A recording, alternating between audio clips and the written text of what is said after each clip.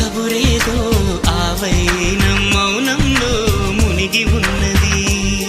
చిగురాకు చాటు చిలక ఈ అలజడి ప్రేమేగా, అనుకోని దారి గనక ఈ తికమక తప్పదుగా.